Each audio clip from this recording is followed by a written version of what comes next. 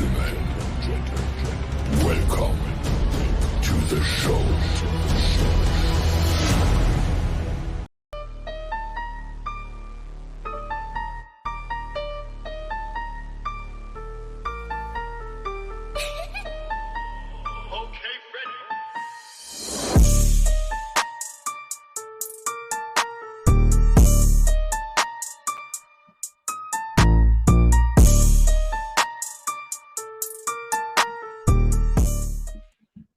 What's going on, everybody? It's your boy Crazy Kid Mad City, and we are back with another one, ladies and gentlemen.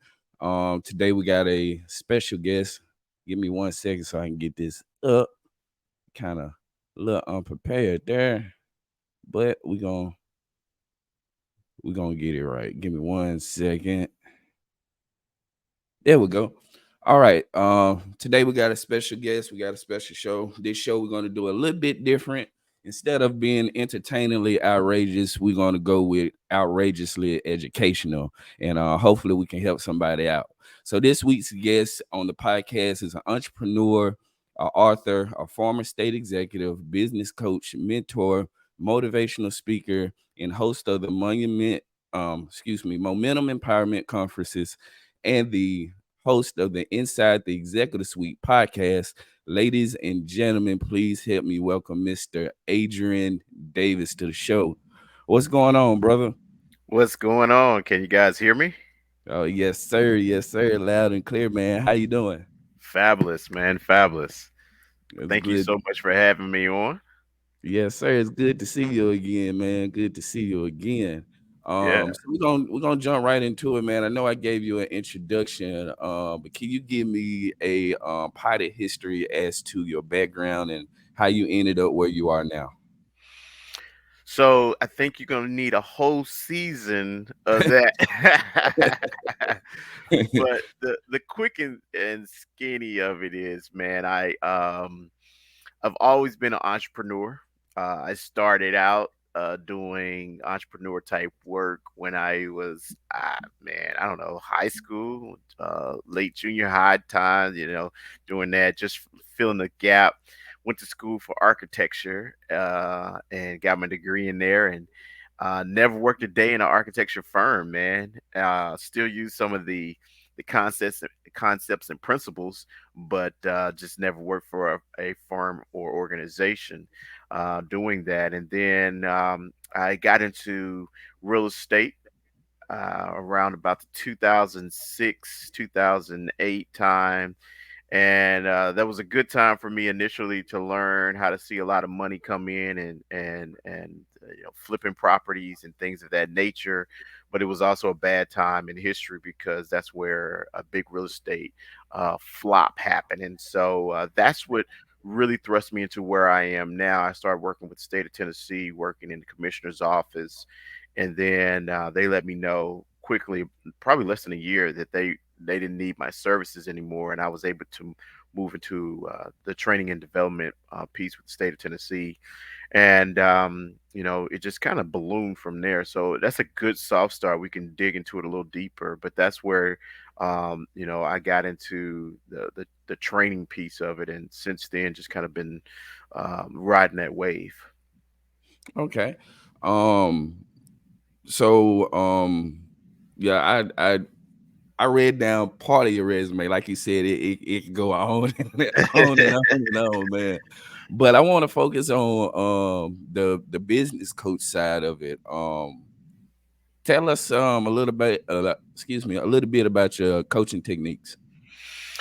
Yeah, man. First of all, everybody can't be coached the same way, and I Right. think it's crucial for us to know that and to really be able to figure out what a person needs. I'm really big. I was talking to someone over in Portugal just this morning, man, and I was letting them know. I do all my scientific studies behind the curtain. I do all my research behind the curtain, and then I try to figure out how do I can relay and connect with people in person, so it feels like a conversation. And so where Right. some people are very rigid in the way that they do their coaching or their training or even their talking, I try to make it real easy flowing, make sure we feel connected, understand that most people, the brain doesn't want to work super hard. So let me make sure it's connected to something that you already know, and then be able to make that connection to something new. And so, as far as techniques, man, a lot of those techniques that I've learned in coaching federations and certifications that I have, I've just tweaked them and made sure that I find out where a person is, and then figure out where they want to go, and let's build a plan to get there. Now, some people need to be held accountable in more of a tough love type of way. Others need to Mhm. be shown, hey, this is where Right. you are. This is where we're going, and let me know if I can be a help along the way. So you got to figure out who that person is, and how to be able to coach them. But what I've realized is that that's most of the work being done on how. In fact, if anybody comes into a coaching conversation with me, I'll ask them how you want to be coached in so many ways. Right. So being in that position, is it frustrating sometimes when you going through it and it seems like either somebody's not really getting it or it seems like they don't want to get it. How do you go about that? Yeah, right off the top, I tell people there's I give them definitions. I say, hey, make sure you want to have a coach. I said, because coaching is different than consulting. And I Right. said, and consulting and coaching are different from mentoring. I said, so you need to figure out which of the three you're actually coming to me for. I can do all three, but just let me know which one you want. Right. If you're coming to me for mentoring, then that's going to be a different relationship. Right. If you're coming to me for consulting, that's going to be both a different relationship and a different pay and a different pay structure. And then, of course, if it's coming from coaching, I let them know that, coaching, I'm going to ask a few more questions or a lot more questions, and you're going to be coming up with the answers. Versus if you was consulting, I'll be coming up with the answers, and you'll be paying me from that standpoint. Now, Right. to get back to your original question around, is it frustrating? It used to be. Before I did start doing this work, I actually was working in the nonprofit and the housing side of things. And so, me being an entrepreneur, me looking for to find a gap in what's going on, what I realized is that people's credit wasn't where it needed to be, and they were having struggles trying to get their credit scores up and all of these things. And so I went ahead and said, I'm going to build this company where I'll go and negotiate for these people. And man, I'll tell you, crazy kid, what happened was I would go out and negotiate for them. I mean, sometimes thousands of dollars off of their amount that they owed. And I Mhm. say, all you have to do is pay this back through these consistent amount of payment structures or this time frequency, and you'll be good. And then I would get a call from the vendor or the organization said, "Hey, man, your person who you negotiated for hasn't paid," and I would be, I'd be sticking my neck out for them. So I got out of Mhm. that business real quick, man. I said, I'm caring more for your success than you are, and I don't want to be in that position. I love folks. I want to motivate folks. I want people to be driven, but I don't need to care more for you or your success than you do. You got to have some kind of skin in the game, and Right. so I meter that on the front end and make sure that they're energized enough to take their own success seriously. Right. And I think that's this crazy that you say that because I think now we're living in a day and time where I think more people won't don't really want to work, work for what they want. And they're always constantly looking for a somebody basically, like you said, to care more than they care. And it's not a good business structure. So how do you going into your leadership skills, because to get where you are, leadership has to be a big factor in Yeah. that. So how's your describe your leadership style? Yeah. So Um, I actually do a bunch of teaching around this. My leadership style is whatever the style that the person needs to be led by. Yeah. And you know, years ago that would be a kind of an evasive answer, but it's a true answer now. This is what we call servant leadership. uh, let's say you need me to give you more direction, more task, more things, descriptions around what you're doing. I need to be prepared to do that. But then as you grow in that role or that particular thing that you're doing, you don't need me hovering over you anymore, because that's what we classify as micromanagement, right? Right. And folks are frustrated with that when that happens, but oftentimes people don't understand when they need to have people hovering over them versus when people don't need to be over there, and most leaders don't. In fact, there's a stat that I keep very closely to me, and it says 73% of all leaders or managers, when they're elevated, are not prepared to be in the role. And so if you line up 10 people right now in your room, seven of them, close to eight of them, are not prepared to do the job.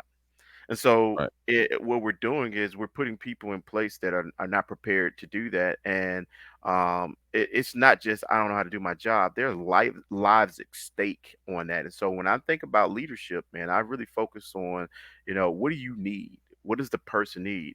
To be able to be successful. So sometimes I need to be able to be a little bit more of a mentor to the person, and sometimes I need to be a little bit more of a consultant. Sometimes I need to be able to show you how to do things, versus sometimes I need to take my hands off them and be like, you know what, you got this, you're good.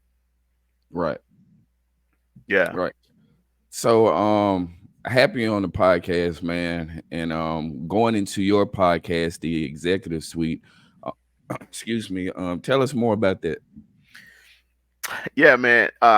Inside the executive suite is a idea that my co-host and I came up with. Man, the idea is to get behind the curtain or the glass office when people are wish they could see or hear what executives are talking about. Sometimes they thinking, are the executives talking about me? Are they talking about their work? And so what we do is we go behind that curtain and say, hey, let's just have a conversation.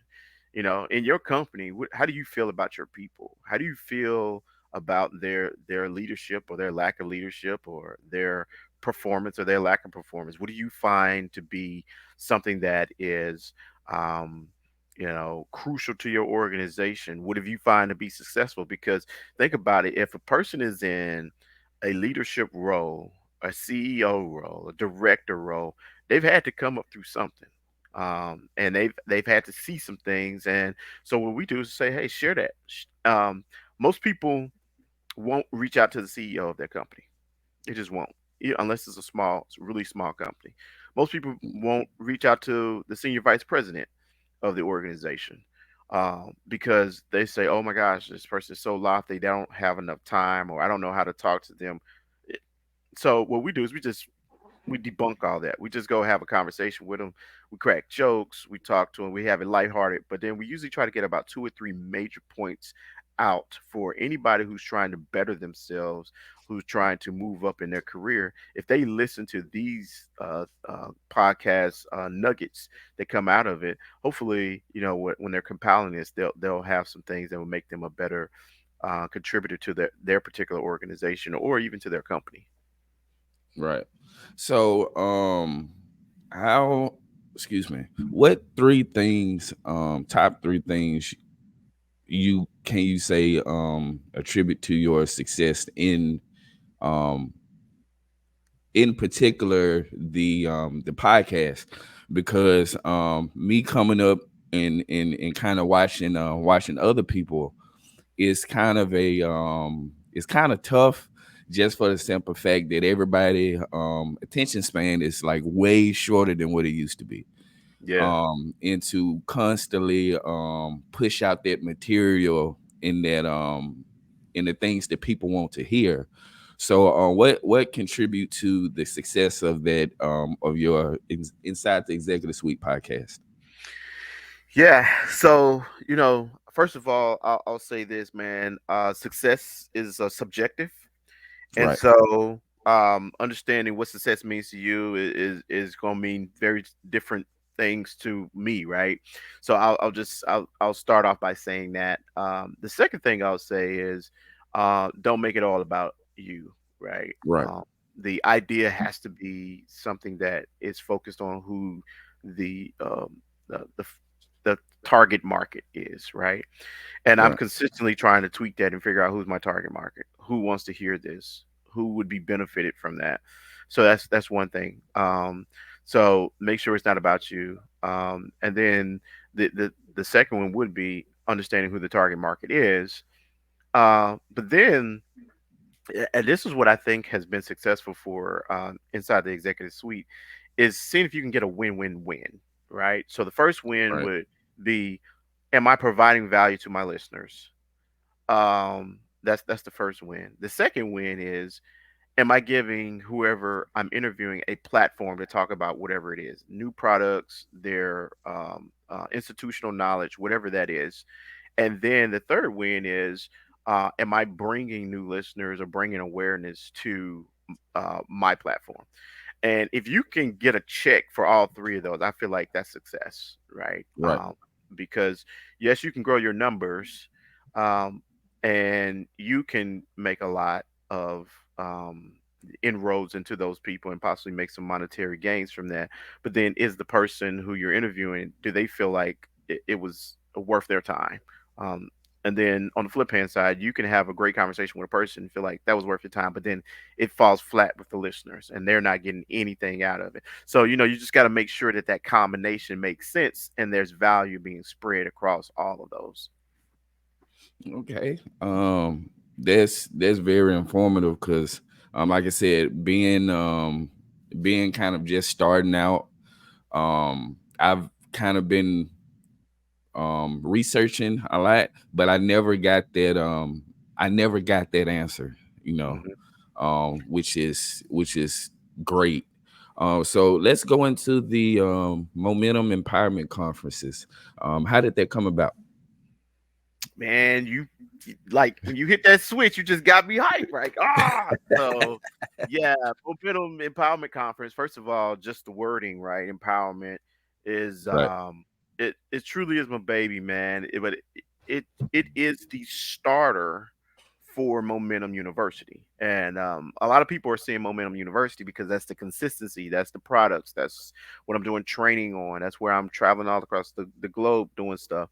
But it started with Momentum Empowerment Conference. And so about I don't know, I'm sitting here thinking about 5 or 6 years ago was the first time that we did this. And I may get a little motivational in this moment, but I need to just, I feel like I need to share it for whoever needs to hear it, if it's nothing more than for you. Um, it it we did our first one in 2018, and once again, success is very subjective, and so I felt like it was a pretty good thing. I didn't like the numbers per se on the financial side, but once again, it was mission driven, mission purpose, mission field. So that was the first thing. um and what came out of that, my god, man, what came out of that is people lost weight and like Mm, kept it off. People jump from dead end jobs to more fulfilling jobs. People went from I don't know what I'm going to do to going back to school. Um, there's a story of a young lady who said, I would do anything because I got a baby girl and I want to make sure that I support her. And she was like, I mean anything. We was like, all right, cool, calm down, right? mhm. And so it was like, but what if you could do whatever you wanted to do in life and still be able to support it? What would you be? And she was like, I would be an attorney. And we was like, go do that. And I just heard last year, I believe it was last year, that she finished law school. So like Oh, when I'm man, talking that's about awesome. transformative type stuff that happens at that, and what's amazing about it, it's an open forum for anybody at any industry. So it doesn't matter if you're welding or if you're in a law firm or if you in state government or you just got out of prison. Like it doesn't matter. You come there and the energy in that building, wherever it is, or in that room, wherever it is, all starts to resonate where people are there together to learn, to get better, to go further. And what we do is we turn out to be like a group of accountability partners saying, hey, we're in here together. I want to do X, you want to do Y. Let's push each other to be great. And so what we do is we bring in speakers that are still in the midst of their climb, but have done some amazing things, right? So, prime example this year, we're going to bring in someone who she's over a whole department for her organization nationally for learning and development. But her focus and passion is around fitness. So, she does a lot of cross training, and she's a cross training instructor. So she's going to be in there. We're going to do the fitness side of things, get people up moving, making sure they understand how great this is to your body, right? To make sure that your body is moving, you're taking care of your body, because it doesn't matter how great you want to be. If your body fails, you can't do it, right? So we got to Right. make sure that that's in place. And then we're going to have a gentleman that started his own publishing company, has an amazing story. I won't spoil it for him, but it's really one of those zero to hero type stories, right? One day he was sitting there working, and the next day he was on his own, and he found success in some measures that he took, and because of it, it's a masterful story, and he consistently continues to wow me as I look at him from the sidelines. Got another young lady that when I was on the road and we were doing some work together, we just kind of connected. She does a lot of metaphysical personal development as well as leadership training as well, and she's going to be amazing. And she's going to be speaking about some of those things, but also what is it like to be a woman in corporate America and finding your voice, finding the way that you go through this journey of being who you authentically want to be and still be able to add value. And then the other speaker that we'll have for people that were in Nashville or from Nashville or been around Nashville for a while, you may remember this guy named A.G. Granderson or Adrian Granderson. He went by A.G. But how did he move from being a DJ to like owning restaurants and real estate and over major pieces for the historic black college called TSU on their whole sports and entertainment side of things. So like, how do you go from here to get there is going to be the whole premise of that. And then, I get to wrap it up and talk about how I came from making $27,000, didn't know what I didn't know, to the business doing well over seven figures in the last calendar year. So those are cool stories. But what we're gonna do is gonna break it down and figure out what's that story mean to you. Right. So yeah, man, that's kind of that in a nutshell. But yeah, man, that's what we've done. Okay. So being the great entrepreneur that you are, man, what are some common mistakes you see some of these entrepreneurs make? So I'm glad you kind of came back to it, because I wanted to say this in the last as an answer to the last question. So it's perfect that you asked this question as a follow up. I'll start off there, and then I may go into some others. With the Momentum Conference that happened in 2018, what people won't know is 3 years, it may have been even 5 years prior to that, I told a group of my close friends, "Hey, this is what I really want to do," and I got talked out of it. I got talked out of it because, uh, nicely they said, "I don't think you're ready," right? Or "I'm not sure that you got everything you need to compete with other things." And I'm just like, "What?" And so I listen. And what happens is most people who are entrepreneurs have a nice inner circle, and this inner circle is the circle that you grew up with or you hang out with the most, and they really do love you. They're trying to make sure you do not fall hard. The problem with that is if they if you listen to them, you will not soar where you need to soar. They Mm, just can't see where you're trying to go. You see it, but they can't right. see it. And so if you listen to them, what you do is you take their perspective on your particular goal. And that's Right. never going to work. That's never going to work. It's your goal. It's your perspective. And so they can only see as things are starting to coming to picture as you are walking into the manifestation of whatever it is that you're creating. So that's the first thing. Yes, I want people not to give up friends. I want people not to push close family members away, but at the same time you need to meter exactly what they're saying, because some of the things that you're thinking about in your world and your life and what you really want to do, it probably hasn't ever been done. It hadn't been Right. done in your either your family or your inner circle. So for you to say what you're going to do and then get their advice on it, what's going to happen is you're going to uh, interact and encounter some doubt or some pushback. And Right. in my newest book called Mind Shift, one of the things I talk about is how uh, effective the community is in either pushing you forward or holding you back. And people Right. don't understand that. So whatever your community says and how it raises you and the language that it uses and the perspective that it has is usually what perspective and language you use and you have, right? Right. But it's not until you jump, until you get privy to something new that you start to say, "Oh man, there's more. I can do Right. more. I can pack more. I can, sell more. I can just be more." And then what happens is the community, there's that static, right? They like, "Wait, what's going on? What is happening right now?" Like Right. I don't know what's going on. And so they get confused because they can't see where you're going. So I would really, really tell any entrepreneur, um, if you're trying to vet something with to somebody who's already done it, right? Vet Right. someone who can be more of a mentor and a guide for you, not someone who's simply a person who is going to be your support. Because when that support is not there, then you probably won't do it. And so you got to be very careful of that, from that standpoint. I think that would be one of the major things. The other piece is make sure that whoever you're trying to go after or whoever you're trying to serve, they really want whatever it is. I can't tell you how many times I've worked with non people who are trying to start a nonprofit or people trying to start a small business and trying to grow. They come to the realization that it's a great idea because you know I like it. Well, Right. unless you're going to buy all of your product, which is Yeah. ridiculous, right? It doesn't Right. help. You need to make sure your consumers are really wanting to consume that particular product.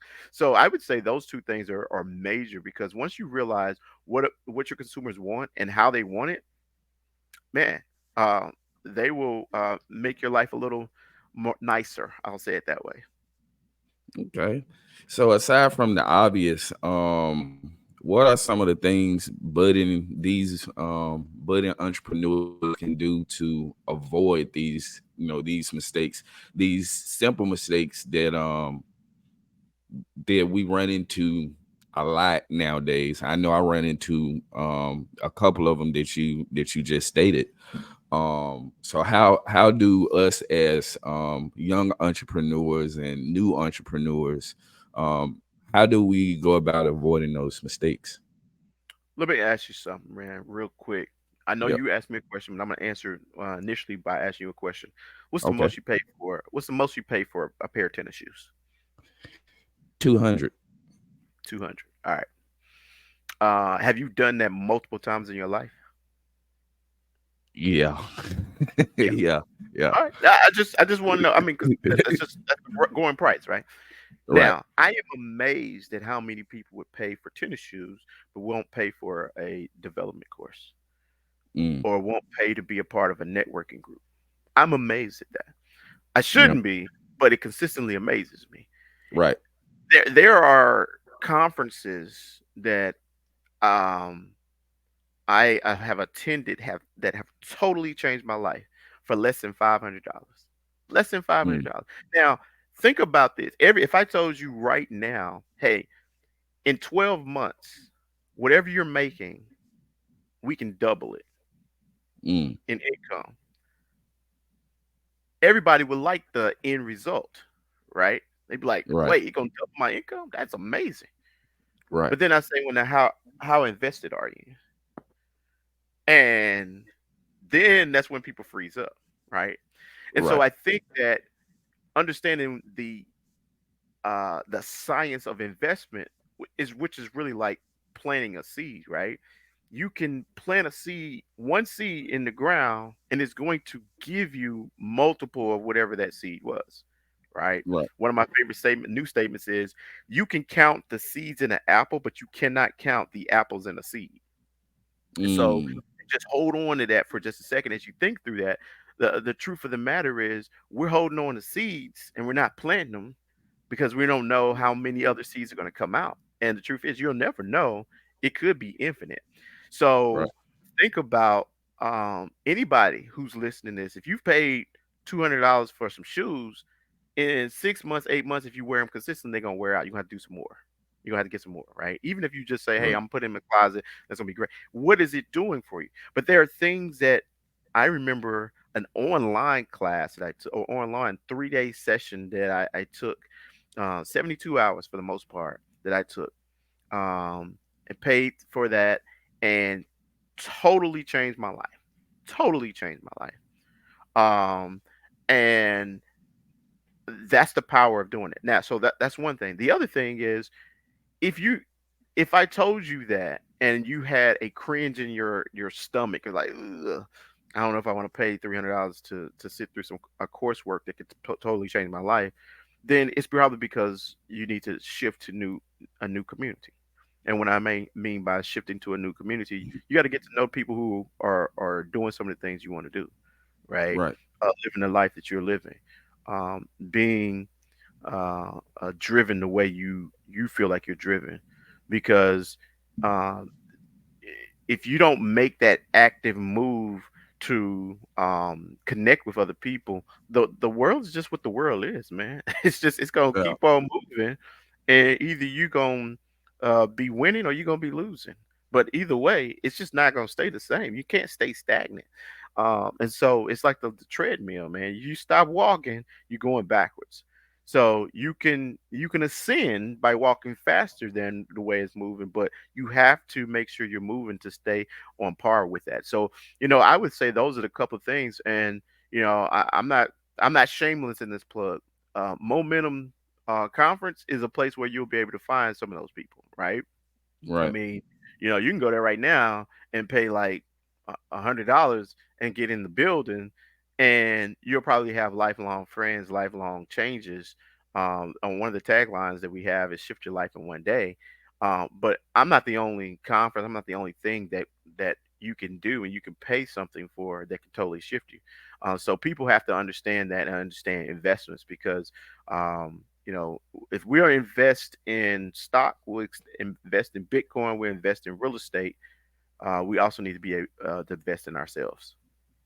Yeah, I think part of that problem, like I said, I've dealt with it too, and I can't really speak for other people, but I think sometimes it's the not knowing where it may take you that scares most of us, because I don't mind spending $200 on anything that will help elevate everything that I do. But it's just the unforsure feeling that maybe I go through this and then all of a sudden maybe it just don't work out, or maybe there's a shift in in focus that Hmm. I might not benefit from this.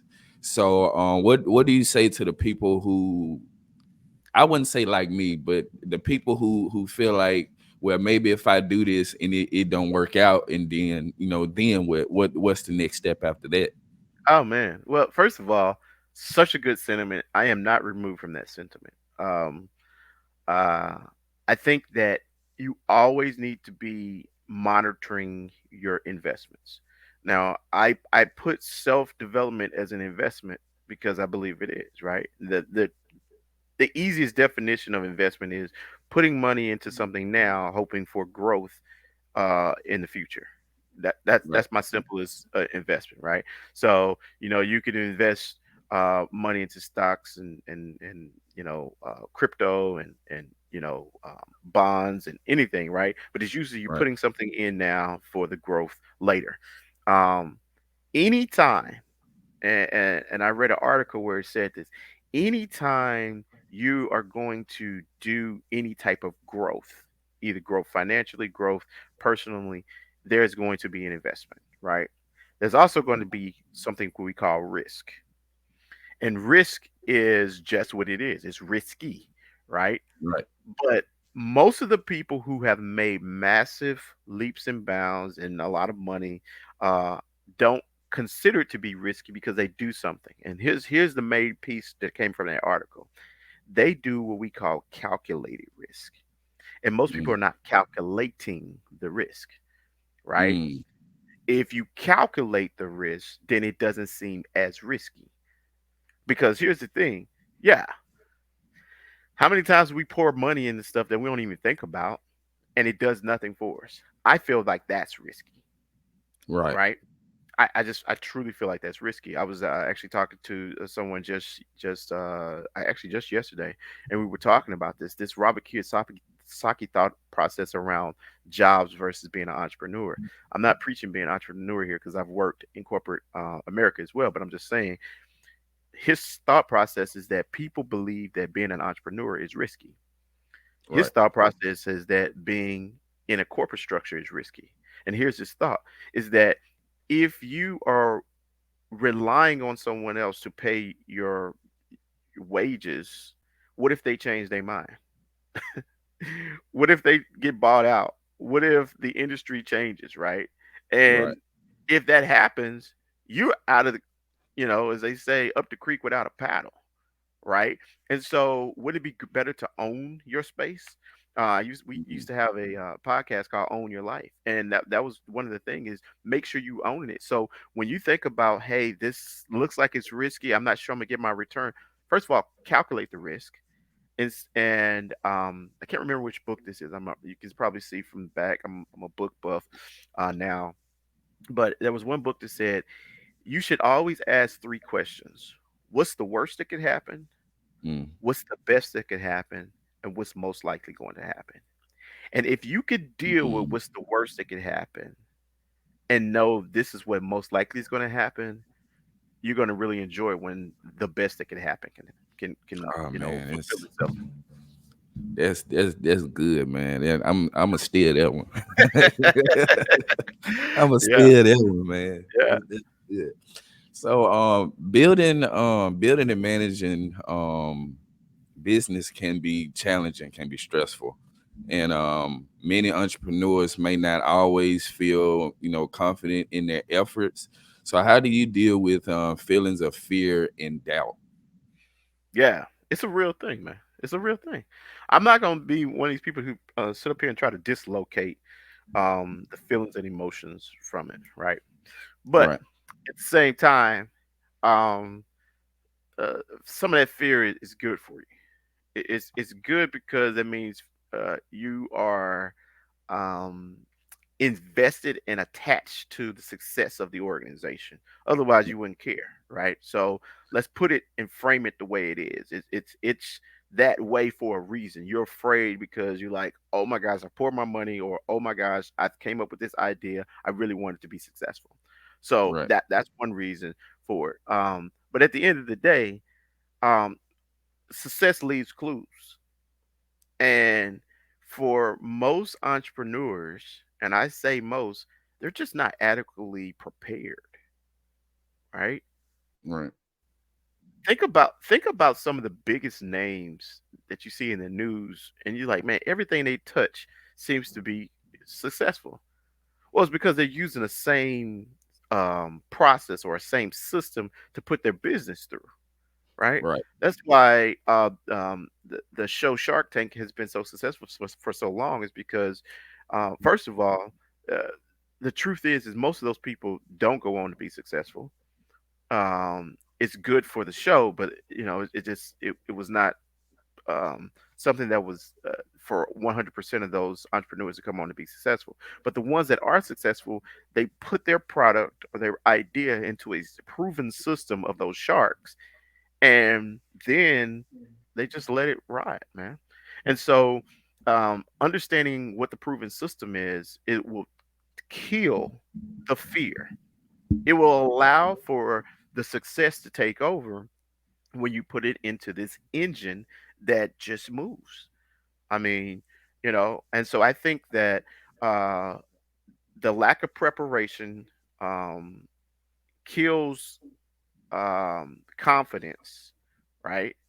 I mean, think about something you're confident. I used to say this all the time, and it's become a touchy subject now just because of where we are in times. But I just used to make this delineation. I'm like, if you are a man and you go into the male's bathroom, when you get to the door, the two doors in that hallway of a restaurant, and you see the little person that looks like a man and a little person that looks like a woman, how long do you stand at that door and try to figure out which one you should go in? You You've know, been doing it for so long, right? You just know where to right, go. So right, repetition kills the lack of confidence and the fear of this, right?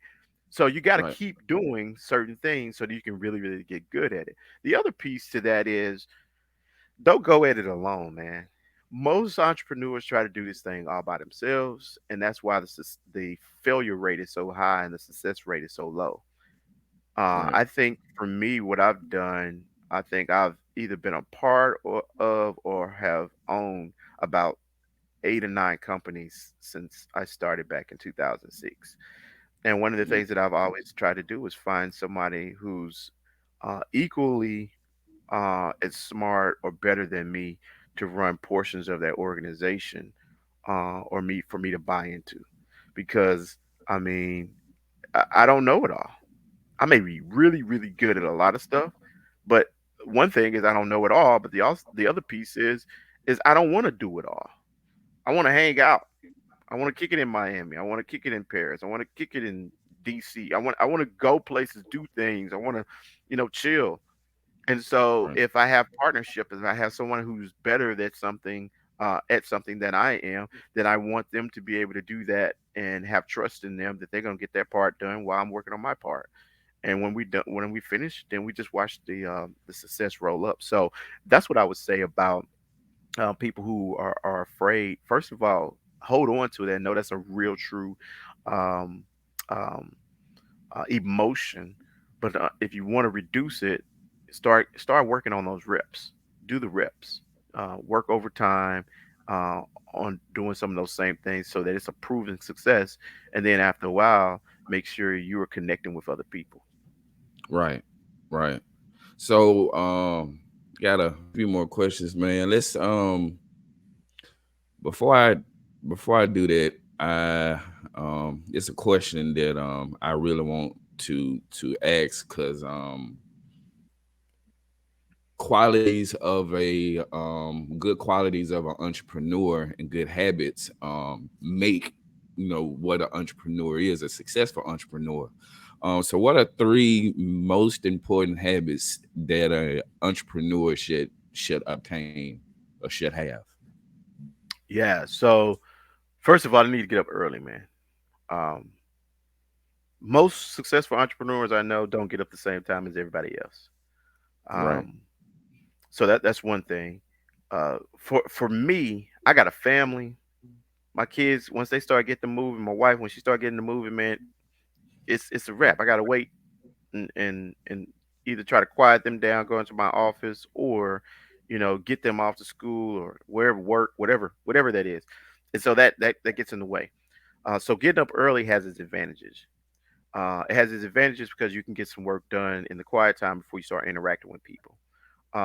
It also allows you to figure out what your day, your month, your week, possibly your year can look like if you're trying to do that, which is my second point, which is you need to learn how to really get good at planning and goal setting. I do something every year for the past probably like 7 years now. I've done something called projection and reflection. And some people will see me now, they be like, "Oh man, you're doing this at your beach house." Yeah, I'm doing it at my beach house now, but I used to do it at a hotel or a cabin when I first started, right? And what I would do is I'll take 3 days away from everybody. And when I did that from everybody, what I did is I got really grateful for the previous 12 months, and then projected the next 12 months. So that's my goal setting and my planning. And then I think the third piece to this is you got to get you really got to get easy either connected with accountability partner or really, really get good Mm, at self management, right? And most people mm, are not going to be good at self management because they're going to provide excuses versus real reasons for why they didn't get something done. So you need an accountability partner to kind of kick you a little bit and be like, "Hey, did you tell me you was going to go after this amount? Did you tell me you was going to close this many deals? Did you tell me you was going to improve this product or this project or whatever?"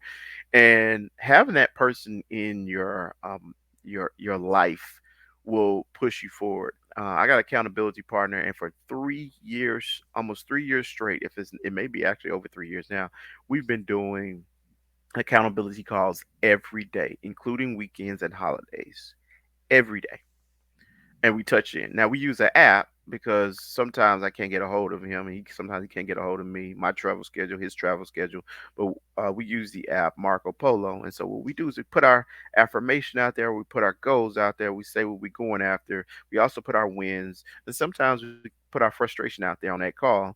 And then whenever the other person can get to it, they look at it, see it, and then respond. And we do that every day. And so I can't tell you how helpful it has been for me to have that. And everybody should have somebody like that. So I would say that, you talk about attributes, you got to get up early. You got to win the day. You got to win the day. If you win the day, you do that more times than not, you'll win the week, and you keep on rolling, right? You win the month and then the year, right? So that's the first thing. The other piece is really planning and goal setting. If you know where you're going, it's easier to get there when you can see it. If you're just saying I want to be successful, that is not clear enough, and you're not going to get there. And then the last piece of that is have somebody on that journey with you that's going to push you, man. right, right. You said waking up early. I wake up early. Everybody hates it, but it gives me a head start on some things that I can take care of. And I always tell people, only thing that comes to a sleeping man is dreams, man. It's just Yeah. dreams. So you gotta get up. If that means getting up at 5 o'clock, and for me, it's like getting up at 6:30, 7 o'clock. Well, if I had to be at work at 9 or 10 or whatnot, I just get up and I'll come straight to my computer and start thinking of ideas for this podcast. And Hmm. that's like my accountability that I hold myself to, because this is something that I really love doing. I love talking to people and gaining wisdom and learning from other people. And I think that's very interesting. And I think that's one thing that nowadays that people don't want to do is don't want to wake up. Don't they don't have the what you call it, they don't have the will to get up and actually want to see this thing through and put the work in. Everything is so fast and everything, everybody wants, they want the end product now, but they don't see the waking up at 6 o'clock or 5 o'clock or even 4 o'clock in the morning and not even going to sleep till 2 o'clock in the morning the Hmm. next day. So that's really like, really interesting that you said that. um I want to hop into business relationships, because that's very, very, very important. And I think most people don't really hear too much about it, or they don't really care too much about it. But how important is business relationships in entrepreneurship? Man, look, as I told you, or maybe I was on another call. 85, upwards of 85% of my all my business that comes into my company is Mhm. referral business. Now, I just want you to just sit there and hold on to that. If my relationships were not um doing well, if they were not progressive, if they were not on the up and up, my I don't think my referral rate would be that high. Mm, I mean, and once again, I'm just capturing a bunch of ideas, and I may have even talked about this once before, but in this book that's coming up, that at the end of the year, I really talk about that, and I call this the 3X principle. And some people be like, "What?" But I'm always edgy a little bit. But it's the 3X principle, and virtually what it virtually says is you want to make sure you provide value to people that you want to be in relationships about three times more than they can provide to you. Right. And without getting too deep into that, just think about it. If I provide value to you multiple times, I mean, unless you're just a mean person or you really low on the EQ or the emotional quotient spectrum, you're gonna be looking to figure out what can I do for Adrian. Right. And I do that because first of all, I love providing value, but second, I never know when I'm gonna need a favor.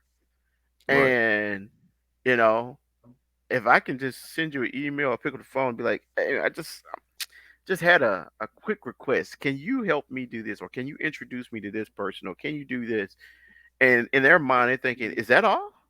That's it? Yeah, I can do that. That's what I want them to do.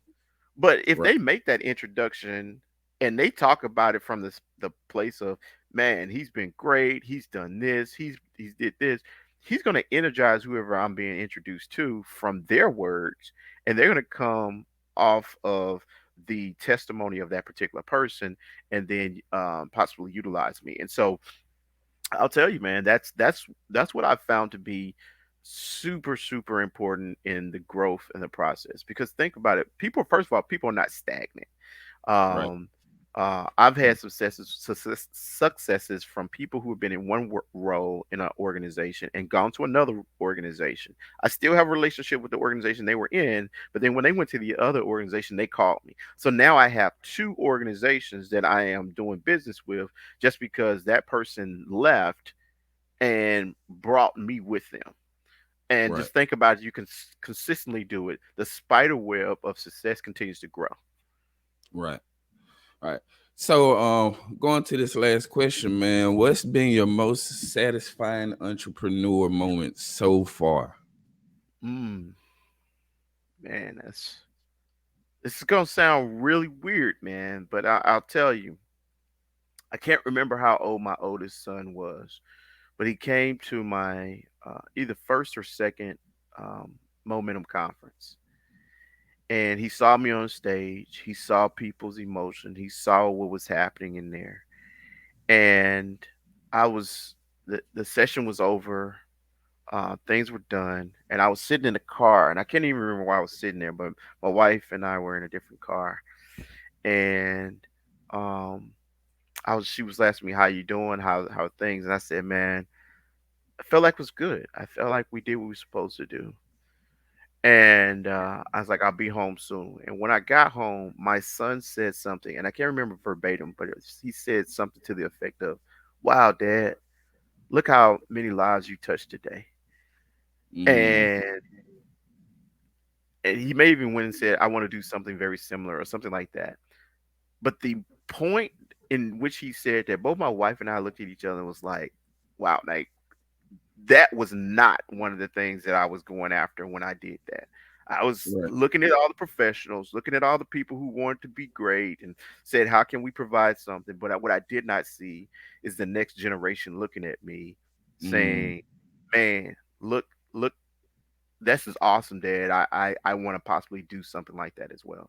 And so I right. think that when I really weigh my entrepreneur um wins, and I feel like there's a quite a bit, that's probably the biggest one. Because if I could set him up, not only that he'll be better than me, but he'll be thinking from the standpoint of creating value for folks, then Right. man, I left my mark on the world in a good place. Yeah, that's man, that's great. And I feel like everything you said has I've I've got a similar situations. My dad, I talk about my dad on this podcast a lot. Everybody should know by now. But my dad was a radio station personnel in Memphis. He's probably done it probably for close to 20 years. So I always used to go to the radio station with him. Anytime he'll go out and try to speak. So it's kind of like I'm following behind his footsteps as well. And that shows how important it is to have that not only that father figure, but also somebody that you can look up to, and somebody that will carry the torch excuse me, eventually when it's time to pass that torch on. So I think that is so dope, man, to have your son actually wanting to follow in those footsteps, man. That's very important. And I salute you for that, man. That's we Yeah. need more people like that. Yeah. No, I appreciate that, man. Thanks. Yes, sir. Um, Anywhere we can get your books, man. I know you mentioned your books, and we didn't really have time to get to that, but I do want to make sure everybody is able to find your books and able to Yes. get them. Yeah, so the most recent book, you probably can see it in the back. It's called Twice as Good in Half the Time. You can get that in physical copy or you can get it in e-copy. Now the e-copy totally free. You can just go to my website. It's www.momentumleadershipuniversity.com. If you go there, it'll be a box that pops up and say, "Do you want to get the free book?" You can download it. It's a quick, I call it a quick snack, but it's also a precursor to the book Mind Shift. That book probably be coming out closer to September or August. And so, that'll be through True Vine Publishing.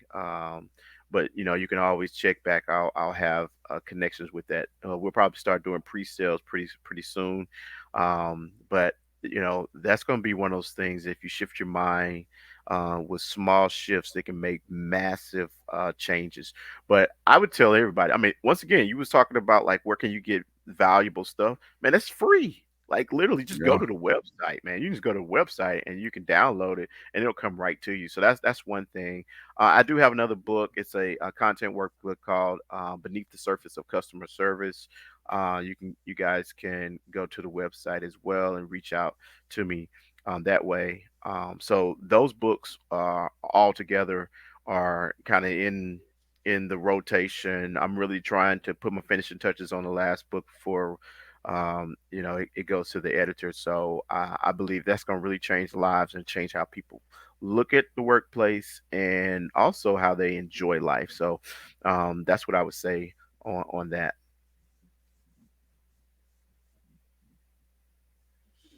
Okay, no doubt, man. Well, I definitely appreciate you for allowing us to pick your brain and everything, man. And hopefully I can have you back on to Yeah, talk about more about those books, because I will be going to your website to get the free one, just for you to know.